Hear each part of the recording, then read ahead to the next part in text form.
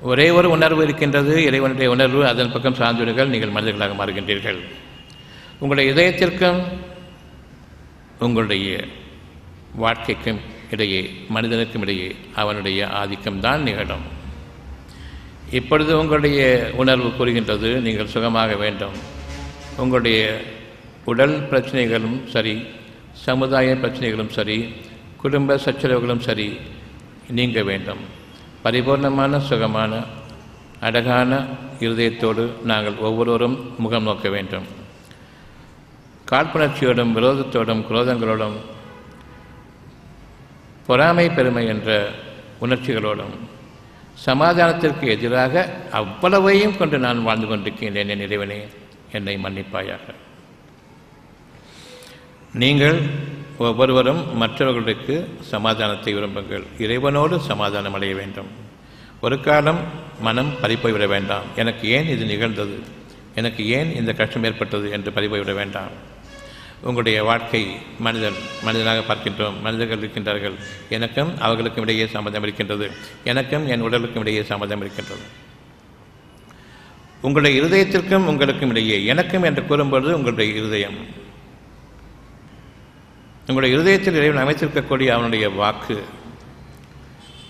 உங்களுடைய எண்ணமாக இருக்கக்கூடிய அவனுடைய உணர்வு,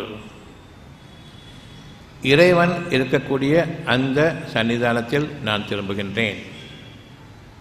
அங்கு செவிதாழ்த்தி கேட்கின்றேன் ஒவ்வொரு விஷயமும். அதற்கு நிகராக எந்த வாக்கும், எந்த பேச்சும், எந்த படிப்பும் கிடையாது என்பதை நான் உணர்கின்றேன். இந்த உணர்வு உங்களுக்கும் இருக்க வேண்டும்.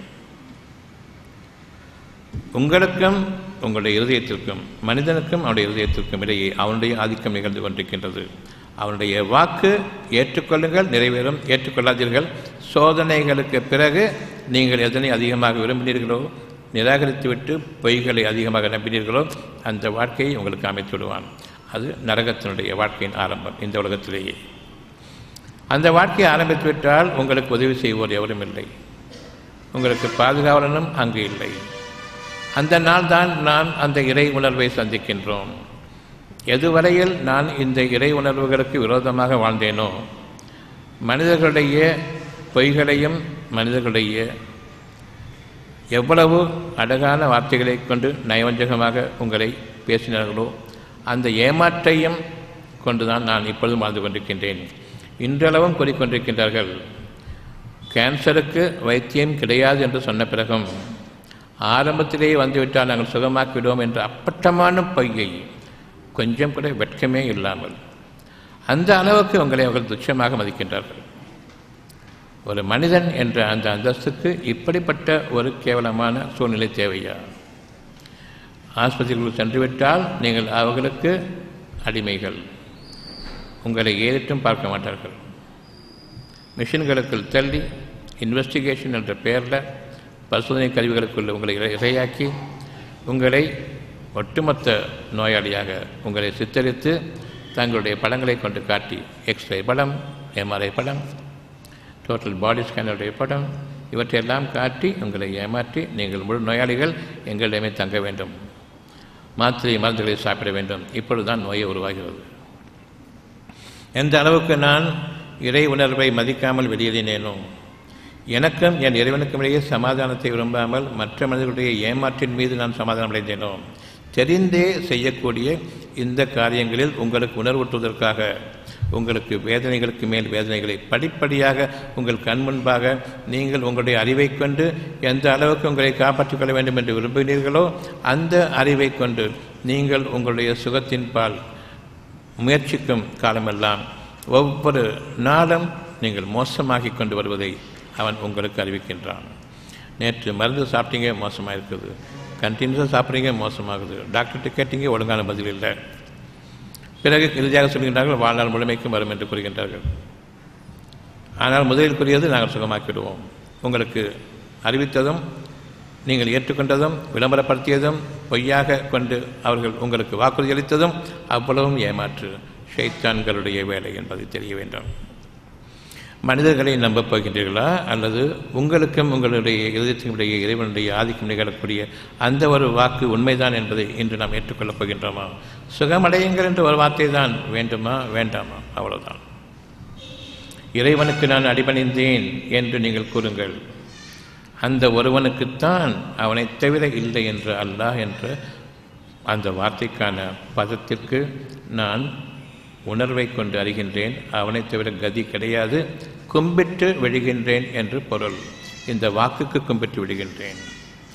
என் மனம் அதன்பால் சாய்ந்து விட்டது, அதற்கு முற்றிலுமாக பணிந்து விட்டது. இதற்கப்பால் ஒன்று கிடையாது என்ற அந்த எண்ணம் வரும்பொழுதுதான் நீங்கள் இறையடியார்களாக, இறைவனுக்கு அடிமைப்பட்டவர்களாக, அவனுடைய அழகான வாக்குகளுக்கு உரித்தானவர்களாக இருக்கின்றீர்கள் என்பதை அறியுங்கள். அப்படியானால் சத்தியமாக நீங்கள் உங்களுடைய எண்ணத்தின் பக்கம் எப்பொழுது திரும்புகின்றீர்கள்? இறைவன் எங்கிருக்கின்றான்? அவனை பார்க்க முடியுமா? முடியாது. அவன் இருக்கின்றானா? இருக்கின்றான். எங்கிருக்கின்றான்? என் இருதயத்தில். எப்படி? உணர்வாக. இறையை நான் உணர்வாக கொண்டு இறை உணர்வில் வாழும் காலமெல்லாம் அவனோடு நீங்கள் இருக்கின்றீர்கள். சத்தியத்தின் மீதும் அழகின் மீதும் நியாயத்தின் மீதும். இதனை மறுத்துவிட்டு மற்ற ஒவ்வொன்றையும் இந்த 5 அறிவை கொண்டு, பிரதானமாக இருக்கக்கூடிய இந்த கண்களுடைய அறிவை கொண்டு நான் இதுவரையில் தொலைந்து திரிந்தேனே, அப்படிப்பட்ட ஒரு வாழ்க்கையை இனி நான் எனக்கு ஏற்க மாட்டேன். பொய்யாக எனக்கு நானே விரோதமாக ஆகிவிட மாட்டேன். சத்தியத்தை உணர்ந்த பிறகு இறைவன் ஒருவன் தான். இது உங்களுடைய இறைவனுக்கு பொருத்தமான ஒரு பாதை. திரும்பிவிட்டது. நிச்சயமாக அவனுக்கு திருப்தி அளிக்கக்கூடிய ஒரு செய்தி. ஒரு என்னுடைய உள் உணர்வின் காரணமாக மாற்றம் ஏற்பட்டிருக்கின்றது. நிச்சயமாக இறைவன் அதனை அங்கீகரிக்கின்றான். அவனுக்கு நிகராக நன்மைகளை அங்கீகரிப்பது எவனும் இல்லை. என்று நாம் அறிவை நம்பப் போகின்றோமா, அல்லது படைக்கும் அந்த ஆற்றல் மிக்க உணர்வை ஏற்றுக்கொள்ளப் போகின்றோமா?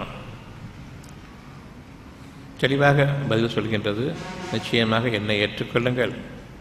அப்படியானால் உங்களுடைய இருதயத்தை உங்களுடைய கோவில்களாக மதிப்பீர்களா? உங்களுடைய மசூதிகளாக மதிப்பீர்களா? இறை இல்லமாக அதனை நீங்கள் ஏற்றுக்கொள்வீர்களா? அல்லது நீங்கள் ஊருக்கு காட்டுவதற்காக என்னை கும்பிடுகின்றேன் என்று கூறி உணர்வின் மூலமாக அடிபணிவதை விட்டுவிட்டு உங்களுடைய அங்கு அடையாளங்களை கொண்டு வலித்தும் நெறித்தும் புரண்டும் நெற்றியை கொண்டு கீழே வைத்தும் உங்களுடைய அங்கு அசைவுகளை கொண்டு ஊருக்கு காமித்து கொண்டிருக்கின்றீர்களே, அந்த வணக்க வழிபாடுகள் உங்களுக்கு வேண்டுமா?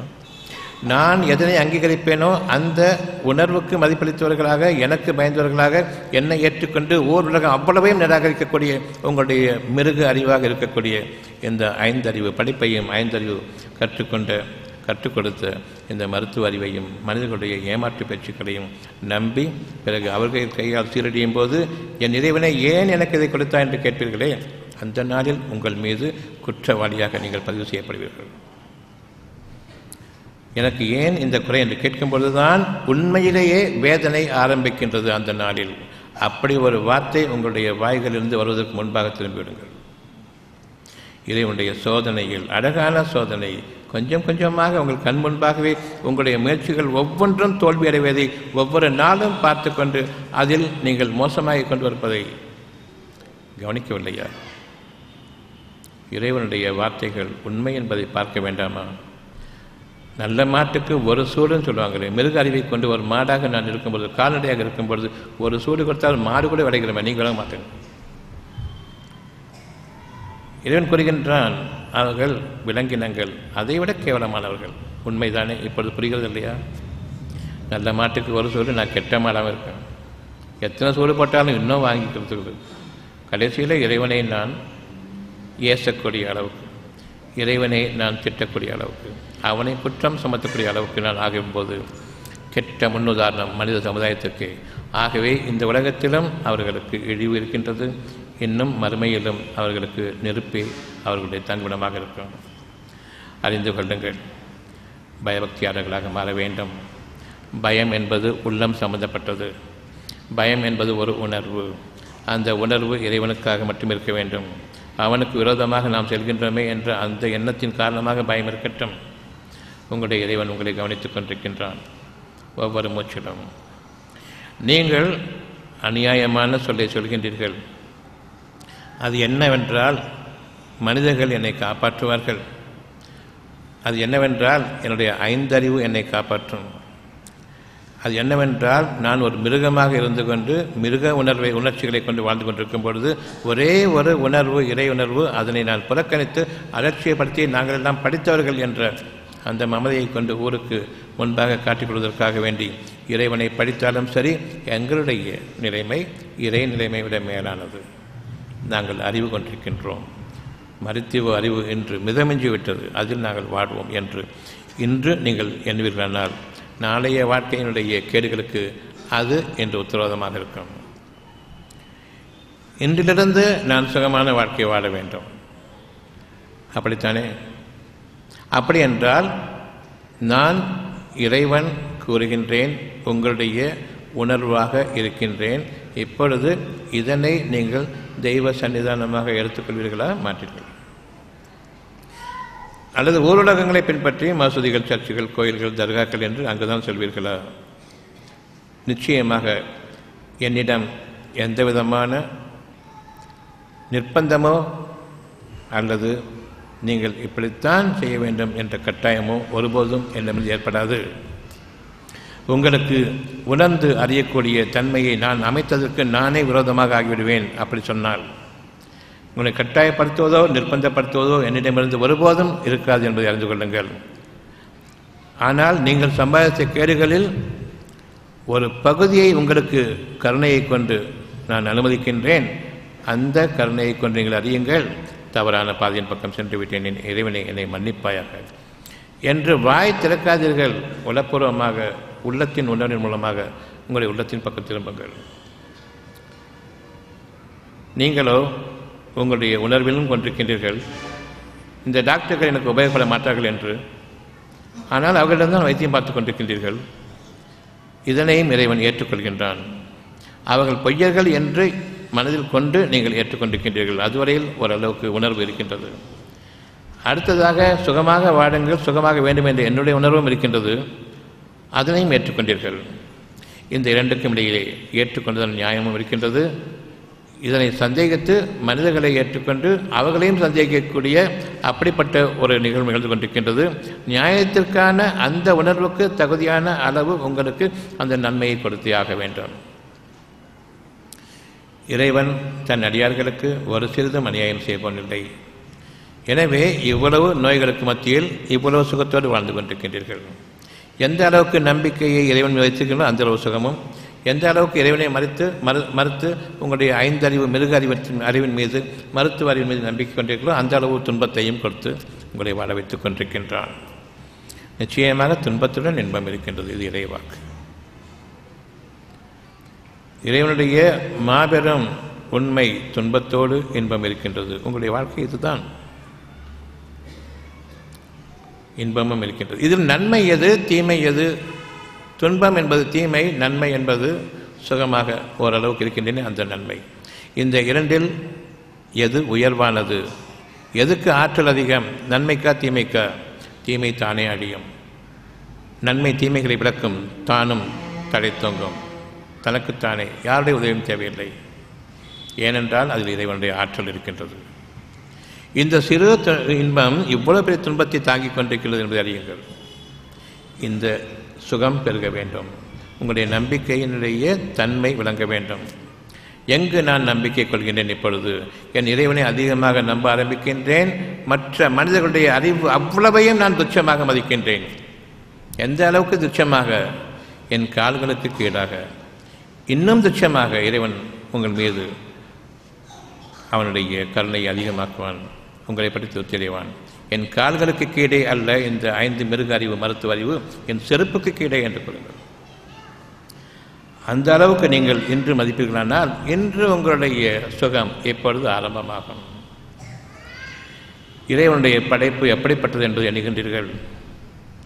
அவனுடைய படைப்பெல்லாம் சிறுக சிறுக சிறுக ஆரம்பித்து பெரிய நன்மரமாகி அதனுடைய பலன்களை உங்களுக்கு கொடுக்கக்கூடியதாக இருக்கின்றது. இது உண்மையா? நான் இப்போ கேட்டேன், ரெடிமேடாக எனக்கு வரணுங்கிறது உண்மையா? எது சரி? ஒரு மரம் பட்டு போக வேண்டும் என்று சொன்னால் கூட அதற்கென்று ஒரு காலத்தோணை இருக்கின்றது. படிப்படியாக அதனுடைய பழங்கள் இல்லை என்றாகி காய்கள் காய்வது நிறுத்தப்பட்டு, பூக்கள் மலர்வது நிறுத்தப்பட்டு, இலைகள் படிப்படியாக உதிர்ந்து, பிறகு அது பட்ட மரமாக ஆகின்றது. நீங்கள் ஒரு கெட்ட விருட்சகமாக உங்களுக்குள் நோய்களை அதிகமாக்கி கொண்டிருக்கின்றீர்கள், அதிகமாக்கிவிட்டீர்கள். அவை பட்டு போவதற்கு ஒரு குறித்த காலத்தவணை உண்டு. இப்பொழுது இறைவன் கூறுகின்றான், பொறுமையாளர்களுக்கு என்னுடைய ஆற்றல் அவர்களுக்கு உண்டு. ஒரு கால சுகங்கள் பெருகி கொண்டு வரும், அதே நேரம் உங்களுடைய கேடுகள், உங்களுடைய வேதனைகள் நீங்கி கொண்டு வரும். பொறுமையாக உறுதியாக நம்பிக்கை கொண்டவர்களாக நீங்கள் இருங்கள். இனியும் என்னுடைய உத்தரவுக்கு மாறு செய்யக்கூடிய அந்த பாதையில் சென்றுவிட வேண்டாம், அஞ்சிக் கொள்ளுங்கள். அத்தியாயம் 3 வசனம் 200. நம்பிக்கை கொண்டிருப்பவர்களே இறைவன் அறிவிக்கின்றான், இன்னமும் சுகமாகிவிடும் என்ற நம்பிக்கை கொண்டிருக்கின்றீர்கள். பெரும் துயரங்களுக்கிடையே நம்பிக்கை கொண்டிருக்கின்றீர்கள். நம்பிக்கை இழந்த நிலையிலும் ஓரளவு நம்பிக்கை ஒட்டி கொண்டிருக்கின்றது. நம்பிக்கையாளர்களே என்று முழுமையாகவே அழைக்கின்றான் இறைவன். மாபெரும் கருணையாளன், இரக்கமுடையவன், உங்களை முழுமையாக ஏற்றுக்கொள்கின்றான். ஒரு துரும்பளவு அவன் பக்கம் திரும்பினாலும் சரி, நம்பிக்கையாளர்களே, என் அடியார்களே என்று அழைக்கின்றான். நீங்கள் பொறுமையுடன் இருங்கள். என்னிடம் கேட்டுவிட்டீர்கள், என்னுடைய உயிராற்றல், அதனுடைய தோற்றம், படைப்பு அவ்வளவும் சிறுக சிறுக உங்களுக்கு உயர்ந்து கொண்டிருக்கும். அதனை படிப்படியாக நீங்கள் கவனியுங்கள். யார் இந்த உயிரோட்டத்தை கொடுத்து கொண்டிருப்பது என்பதை படிப்படியாக நீங்கள் கவனியுங்கள். அதை கவனிப்பதற்காக வேண்டியும் உறுதி கொள்வதற்காக வேண்டியும் ஒரு காலத்தவணையின் மீது உங்களுக்கு முழு ஆற்றலையும் கொடுக்கக்கூடிய அந்த இறை உணர்வை உண்மையாக்கக்கூடிய சுகம் உங்களுக்கு உயிர் ஆற்றலுடன் விளைந்து கொண்டிருக்கின்றது என்பதை கவனிக்க வேண்டி நான் உங்களுக்கு உங்களுடைய தீமைகளை பட்ட மரம் போல் ஆக்குவதற்காக வேண்டி படிப்படியாக உங்களுக்கு அதை நீக்கிக் கொண்டிருக்கின்றேன். அதே நேரம் படிப்படியாக என்னுடைய சுகத்தையும் அதிகரித்துக் கொண்டிருக்கின்றேன். என்னுடைய வாக்கு உண்மையானதை நீங்கள் பார்ப்பதற்காக வேண்டி தீமையை அடிப்பதற்கும் நன்மைகளை பெருக்குவதற்கும் இறை உணர்வின் மீது நீங்கள் நிலைத்திருக்க வேண்டியவர்களாக இருக்கின்றீர்கள். இதனை ஏற்றுக்கொள்வதற்கு இனியும் உங்களுக்கு என்ன தடை இருக்க முடியும் என்றும் இறைவன் கவனித்துக் கொண்டிருக்கின்றான். உங்களுடைய உள்ளத்தை தெய்வ சன்னிதானமாக, இறை உணர்வுகளோடு இருக்கக்கூடிய அந்த உள்ளத்தை இறைவனுடைய இருப்பிடமாக நீங்கள் கருதாத வரையில், உங்களுடைய கட்டிடங்களுக்குள் நீங்கள் சென்று கொண்டிருக்கும் வரையில், ஊருக்கு காட்டுவதற்காக வேண்டி உங்களுடைய பயபக்தியை நீங்கள் மேற்கொண்டிருக்கும் வரையில், இறைவனை நீங்கள் உதாசீனப்படுத்தி அந்த பெருமையிலும் நீங்கள் தூய்மையானவர்கள் என்பதை ஊருக்கு அறிவித்து உங்களை அவர்கள் பெரிய மனிதர்களாக கருத வேண்டும் என்ற அந்த எண்ணத்தை கொண்டு தான் பயபக்தியாளர்கள் என்ற அடையாளங்களை கொண்டு ஊருக்கு காண்பித்துக் கொண்டிருக்கின்றீர்கள். ஏனென்றால் இறைவனுக்கு பயப்படுவதற்கு என்று ஒரு தனி அந்தஸ்தை நிச்சயமாக இறைவன் ஏற்படுத்தியிருக்கின்றான். பொய்யாக அந்த அந்தஸ்தையும் நீங்கள் அடைய விரும்புகின்றீர்கள். வெளிப்படையான அங்க அடையாளங்களை கொண்டு, உருவங்களை கொண்டு, உடைகளை கொண்டும் ஒருவருக்கொருவர் நான் இந்த ரகத்தைச் சேர்ந்தவன், இந்த மதத்தைச் சேர்ந்தவன், அந்த பிரிவைச் சார்ந்தவன். இறைவன் கூறுகின்றான், நீங்கள் ஒரே சமுதாயமாக, மனம் மிக்க சமுதாயமாக, ஆன்மாவை கொண்டு, இறையாற்றலை கொண்டு, யாருக்கும் எந்த விதத்திலும் ஏற்றத்தாழ்வுகள் இல்லாத, அவரவர்களுடைய நிலைமைக்கு தகுந்தவாறு, என்னை நம்புகிற நிலைமைக்கு தகுந்தவாறு பல படித்தரங்கள் நான் வைத்திருக்கின்றேன், அவ்வளவுதான். இதில் நீங்கள் வித்தியாசம் பாராட்டாதீர்கள். உங்களுடைய நிலைமைகள் மாறி வரும். உங்களுடைய எண்ணங்களின் வேகத்திற்கு, உங்களுடைய எண்ணங்களின் துரோகத்திற்கு, உங்களுடைய எண்ணங்களின் சத்தியத்திற்கு ஏற்ப, அவசரத்திற்கும் பொறுமைக்கும் ஏற்ப நிலைமைகள் மாறிக்கொண்டு வரும். ஆகவே நீங்கள் பொறுமையை மேற்கொள்ளுங்கள். நீங்கள் பெரும் பணம் படைத்தவர்களாக நான் உங்களை ஆக்கியிருக்கின்றேன் சோதனைக்காக. ஏனென்றால் பணம் என்பது உங்களுக்கு உயிர் அல்ல, உணவு உயிர். எவ்வளவு நீங்கள் அதிகமாக கொண்டிருந்தாலும் சரி, கடுமையான சோதனை. அதில் உங்களுக்கு வாழ்க்கை இருக்கிறது என்று ஒருபோதும் எண்ணாதீர்கள். உங்களுடைய பணத்தை கொண்டு நீங்கள் இறுதியாக மருந்துகளைத்தான் சாப்பிட வேண்டியிருக்க தவிர இறைவனை மறந்த நிலையில் வாழ்ந்திருப்பீர்களானால் உணவை கொண்டு சாப்பிட முடியாது. அவ்வளவும் தீர்ந்து போகும். இறைவனிடத்தில் ஒரு வார்த்தை அங்கு நிலைத்திருக்கும், நீங்கள் சுகமாக வேண்டும் என்று. அந்த சுகமாக வேண்டும் என்ற நம்பிக்கையும் போய்விட்டால் உங்களுடைய கதி என்ன என்பதை நீங்கள் அறிந்து கொள்ளுங்கள். எப்பொழுது அந்த எண்ணம் ஏற்படும் என்றால் இறைவன் தன்னுடைய உணர்வை உங்களுக்கு நிறுத்தி கொண்டான்.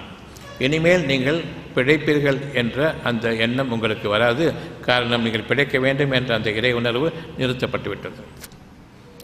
அந்த நேரம் நீங்கள் இறைவனை சந்திக்கும் நேரம். இறைவனே என்று கதறுவீர்கள், திரும்புவீர்கள். அரற்றுவீர்கள், உழன்று புரள்வீர்கள். உங்களுடைய வேதனையின் காரணமாக அங்கு இறைவன் இல்லை. மனம் பதைக்கும், பிடித்துள்ள மாற்றமா என்று இனி அந்த நப்பாசையில் உங்களுக்கு எந்த பிரயோஜனமும் இல்லை. என் இறைவனே, உன்னைத்தோடு கதியில்லை என்பீர்கள். அந்த நாளில் நீங்கள் கூப்பிடக்கூடிய அந்த கூப்பாடு வெறும் அரற்றல் தான். இறைவன் நீங்கிவிட்டான். அந்த சனப்பொழுதின் நேரம் வருவதற்கு முன்பாக 90 வயது 100 வயது வாழ்க்கையை கொடுத்திருக்கின்றேன், திரும்புங்கள். இறுதி காலங்களில் நான் அப்பொழுதும் டாக்டரிடம் சேர்த்துவிட்டுத்தான் நான் நம்புகின்றேன். பிழைத்தும் வருகின்றார்கள், டாக்டர்களிடம் கைவிட்டு விட்டார்கள். பின்னர் அவர்கள் கூறுவார்கள், பிழைத்து வந்தால் கூறுவார்கள், இது மெடிக்கல் மிராக்கிள். அப்போ கூட காட்ஸ் மிராக்கிள்னு வார்த்தை வராது. இதுவரையில் கடவுளை நம்பினேன், டாக்டர்கள் கைவிட்டு விட்டார்கள், இப்பொழுது காப்பாற்றிய பிறகு நீங்கள் தான் தெய்வம் என்று கடவுளுக்கு பதிலாக டாக்டர்களை கும்பிட்டு வருவோம். இன்னொரு பேரதிர்ச்சி மிக்க மிக பெரும் ஆற்றல் மிக்க இறைவனால் அடுத்த ஒரு சோதனைக்காக நீங்கள் காத்திருக்கின்றீர்கள். அவர்களும் கூறுவார்கள், திரும்பவும் இந்த மாதிரி ஹார்ட் அட்டாக் வந்துச்சுன்னு சொன்னால் இங்கே எங்களால் முடியாது, நாங்கள் இப்போ நீங்கள் படைத்தது எங்களுக்கு எப்படின்னு தெரியாது, இருந்தாலும் நாங்கள் எங்கே பாராட்டி கண்டோம், நீங்களும் தெய்வம் சொல்லிட்டீங்க, திரும்ப வந்துடாதீங்க, எங்களால் முடியாது, எங்கள் பேருக்கு எடுத்துடாதீங்கன்னு சொல்லுவாங்க. இறைவனுக்கு விரோதமாக நாம் செயல்பட்டு வாழ்ந்து வருவதை இறைவன் மன்னித்து அருள் புரிந்து தன்னுடைய மாபெரும் கருணையின் காரணமாக நிகரற்ற இரக்கமுடையவன். அந்த ஒருவனை தவிர இல்லை அல்லாஹ். அவனை நாம் இன்று உள்ளத்தில் ஏற்கின்றோம். மசூதிகளில் சென்று அவனை ஏற்பது என்பது ஊருக்கு காட்டுவது. உள்ளத்தில் இருப்பதை பேசும் பொழுது இறைவன் திருப்தி அடைகின்றான். எந்த நாளிலிருந்து நான் என் உள்ளத்தின் பக்கம் திரும்பினேன், கட்டிடங்களுக்குள் திரும்பாமல் ஊருக்கு காட்டக்கூடிய அந்த வணக்க வழிபாட்டு முறைகளை நான் விட்டுவிட்டு எப்படி என்னுடைய உள்ளத்திற்குள் திரும்பினேன். எத்தனை வருடங்களாகிவிட்டன? 35 வருடங்களாகிவிட்டன. உள்ளத்தில் உள்ளதை பேச வேண்டும், நிகழ்ந்து கொண்டிருக்கிற நிகழ்ச்சிகளை கொண்டு பேச வேண்டும். அதன் காரணமாக இந்த பாக்கியம் இறைவன் அறிவிக்கின்றான். ஒவ்வொரு சத்தியத்தையும் அறிவிக்கின்றான் மாபெரும் ஆற்றலை கொண்டு. அந்த சத்தியத்தின் பக்கம் திரும்பும் பொழுது எண்ணம் நிகழ ஆரம்பிக்கின்றது இறை வழி மருத்துவமாக. இது ஒரு மாபெரும் அத்தாட்சி உங்களுக்காக இறைவனிடமிருந்து. அவனை மட்டும் ஏற்றுக்கொள்ளுங்கள், அவனுக்கு பதிலாக ஏற்றுக்கொள்ளாதீர்கள்.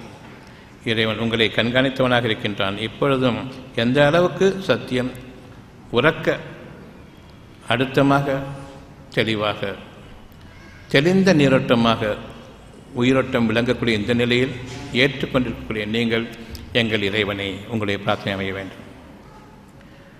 நாங்கள் ஏற்றுக்கொண்ட இந்த உண்மையின் மீது எங்களை நீ நிலைப்படுத்துவாயாக.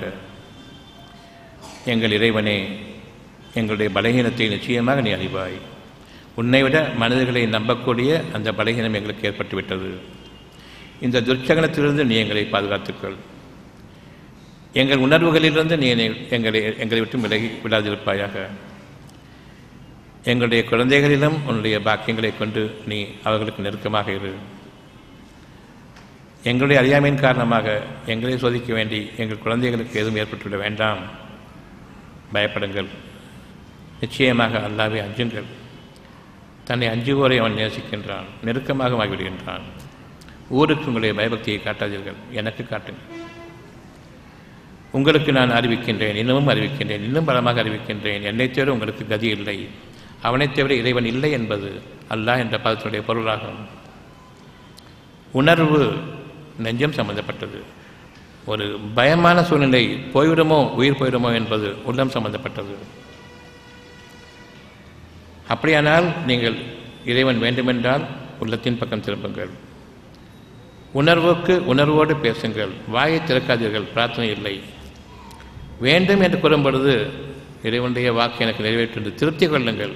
அவனிடம் வேண்டும் என்று கூற வேண்டிய அவசியம் இல்லை. அவன்தான் உங்களுக்கு வேண்டும் என்றான். என் கண் முன்பாக இருக்கக்கூடிய 5 அறிவு மிருகங்களுடைய வாழ்க்கையும் அமைப்பும் அவர்களுடைய மருத்துவமும் நிச்சயமாக அந்த மிருக அறிவிலிருந்து நான் விலகிக் கொள்கின்றேன். இருந்தாலும் என் பலவீனத்தின் காரணமாக நான் பயப்படும் பொழுது அந்த பக்கம் சார்ந்து விட்டாலும் சரி, எங்களை குற்றம் பிடிக்காதிருப்பாயாக. இவ்விதமாக யார் உன்னை மறந்து உன்னுடைய அனுகிரகத்துக்கு அப்பால் விலக்கப்பட்டவர்களாக அவர்களுக்கு நீ வேதனைகளை கொடுத்தையோ, அப்படிப்பட்ட துன்பமான சூழ்நிலைகள் எங்களுக்கு ஏற்பட வேண்டாம் இறைவனை. எங்கள் முன்னோர்கள் மீது சுமத்திய சுமையை போன்று எங்கள் மீது சுமத்தாதிருப்பாயாக. இன்னும் எங்களால் தாங்க முடியாத சுமைகளையும் எங்கள் மீது சுமத்தாதிருப்பாயாக. எங்களுடைய பலவீனத்தின் காரணமாக நீ எங்களை உன்னுடைய பாதையின் மீது உறுதிப்படுத்துவாயாக. உன்னிடமே பொறுப்பேற்படுத்துகின்றோம். நிச்சயமாக நீ பொறுப்பேற்றுக் கொள்வதில் மிக உயர்ந்தவன். உனக்கு நிகராக வாக்குறுதியில் உண்மை அளிப்பவன் எவனும் இல்லை. ஏற்றுக்கொண்டோம் இறைவனே. நிச்சயமாக உன்னை தவிர இல்லை என்ற அந்த அல்லாஹ்வின் பதத்தை அறிந்து உன்னிடம் திரும்புகின்றேன். எங்களுக்கு பாதுகாப்பளிப்பாயாக. இரக்கமிக்கவனே, ஏற்றுக்கொண்டோம். இந்த இரக்கத்திலேயே எங்களை வாழவை பொறுமையாளர்களாக. இனி எங்களுடைய வாழ்க்கை உன் பொறுப்பில் ஒப்படைக்கின்றோம். பெருமையோ பொறாமையோ தீண்டாத வரையில் நிச்சயமாக இந்த ஒரு பிரார்த்தனையை நீ அங்கீகரித்துக் கொண்டாய். ஏற்றுக்கொண்டோம். இனி எங்களுடைய வாழ்க்கை உன் கையில் இருக்கின்றது. எங்களுடைய பொறுப்பில் இனியும் எங்களை விட்டுவிடாதிருப்பாயாக. நிச்சயமாக ஏற்றுக்கொள்வோரில் நீயே மகத்தானவன், வாக்குறுதியில் நீயே உண்மையாளன், உனக்கு நிகராக இல்லை. அல்லாஹ் ஏற்றுக்கொண்டோம். இந்த ஒரு எண்ணத்தின் திருப்தியை கொண்டு நம்முடைய வாழ்க்கை இன்று புதிய வாழ்க்கையாக மலர இருக்கின்றது. யாவற்றுக்கும் இறைவன் மாபெரும் கருணையாளன் அல்லாஹ். நீங்களும் உங்கள் குடும்பத்தினரும் நோய் நொடியற்ற ஆரோக்கியமான மன அமைதியான வாழ்க்கை வாழ ஆசையா? நாட்பட்ட தீராத நோய்களிலிருந்து மருந்து மாத்திரை ஊசி இல்லாமல் குணமடைய ஆவலா? அப்படியானால் இன்றே வாங்கி படியுங்கள். டாக்டர் பஸ்லூர் ரஹ்மான் அவர்கள் எழுதிய உடல் நலம் மனநலம் காத்து ஆரோக்கிய வாழ்க்கைக்கான முத்தான 15 மருத்துவ களஞ்சியம். அருமையான புத்தகங்கள் இதோ. எளிமையான முறையில் அக்குபஞ்சர் கற்றுக்கொள்ள உதவும் அருமையான புத்தகம் புதிய அக்குபஞ்சர் உங்களுக்காக. ஆசிரியர் டாக்டர் பஸ்லூர் ரஹ்மான் அவர்கள் படித்து நடைமுறைப்படுத்த வேண்டிய அரிய புத்தகம். விலை ரூபாய் 400. நோய்களிலிருந்து பாதுகாத்துக் கொள்ள உதவும் மருத்துவ களஞ்சியம். மருந்துகளால் வரும் நோய்கள். ஆசிரியர் டாக்டர் பஸ்லூர் ரஹ்மான் அவர்கள். விலை ரூபாய் 250. நீங்கள் ஒவ்வொருவரும் வாழ்க்கையில் வெற்றி பெற வேண்டுமா?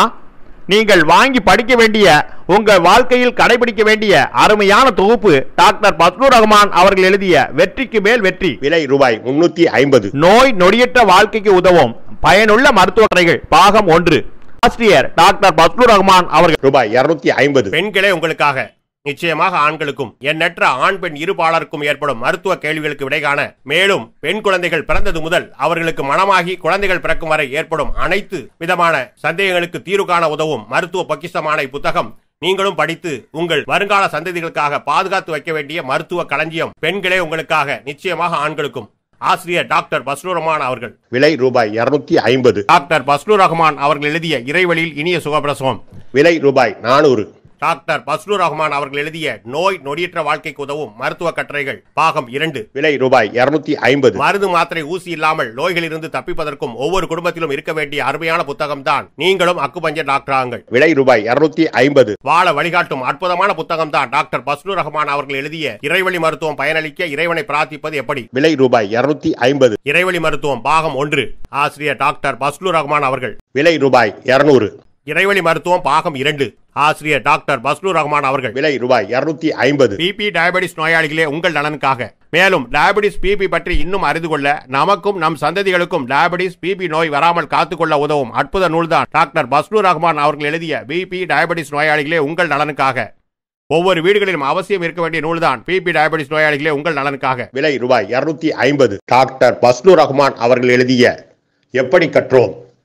விலை ரூபாய் 350. மேற்கண்ட 15 புத்தகங்களை வாங்க தொடர்பு கொள்ளுங்கள். Health time publication, Chennai. Cell number 9840498898 மற்றும் 87784477788.